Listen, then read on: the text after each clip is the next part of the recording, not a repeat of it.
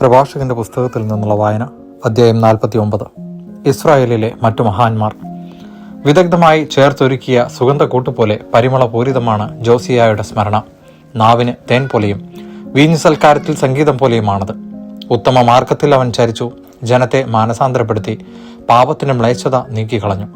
അവൻ ഹൃദയം കർത്താവിൽ ഉറപ്പിച്ചു, ദുഷ്ടരുടെ നാളുകളിൽ അവൻ ദൈവഭക്തി ബലപ്പെടുത്തി.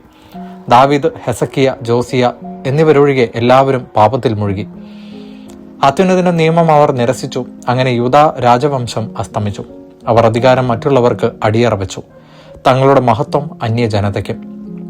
ജെറമിയ പ്രവചിച്ചതുപോലെ ആ ജനത വിശുദ്ധ മന്ദിരം സ്ഥിതി ചെയ്യുന്ന തെരഞ്ഞെടുക്കപ്പെട്ട നഗരത്തിന് തീവെച്ചു, അതിന്റെ തെരുവുകൾ ശൂന്യമാക്കി. പിഴുതെടുക്കാനും പീഡിപ്പിക്കുവാനും നശിപ്പിക്കുവാനും പണിതുയർത്തുവാനും നട്ടുവളർത്തുവാനും വേണ്ടി അമ്മയുടെ ഉദരത്തിൽ വെച്ച് തന്നെ തെരഞ്ഞെടുക്കപ്പെട്ട പ്രവാചകനാണ് ജെറമിയ.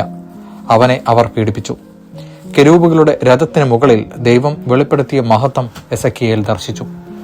ദൈവം ശത്രുക്കളുടെ മേൽ കൊടുങ്കാറ്റയച്ചു, നീതിയുടെ മാർഗത്തിൽ ചരിച്ചവർക്ക് നന്മ ചെയ്തു. 12 പ്രവാചകന്മാരുടെ അസ്ഥികൾ കുടീരങ്ങളിൽ നിന്ന് പുനർജീവിക്കട്ടെ.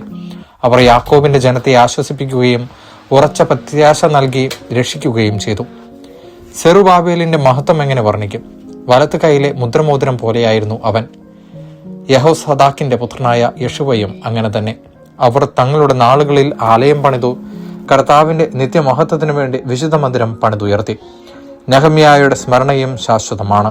അവൻ നമുക്ക് വേണ്ടി വീണുപോയ കോട്ടകൾ പടുത്തുയർത്തി, വാതിലുകളും ഓടാമ്പലുകളും നിർമ്മിക്കുകയും വീണുപോയ വീടുകൾ പുനരുദ്ധരിക്കുകയും ചെയ്തു. ഹെനോക്കിന് തുല്യനായി ആരും ഭൂമുഖത്തുണ്ടായിട്ടില്ല. അവൻ ഭൂമിയിൽ നിന്ന് സംവഹിക്കപ്പെട്ടു. ജോസഫിനെ പോലെ ആരും ജനിച്ചിട്ടില്ല. അവന്റെ അസ്ഥികൾ സൂക്ഷിക്കപ്പെടുന്നു. ക്ഷേമും സേത്തും ബഹുമാനിതരാണ്. സൃഷ്ടികൾക്കെല്ലാവർക്കും ഉപരിയായി ആദവും. ദൈവവചനമാണ് നാം കേട്ടത്.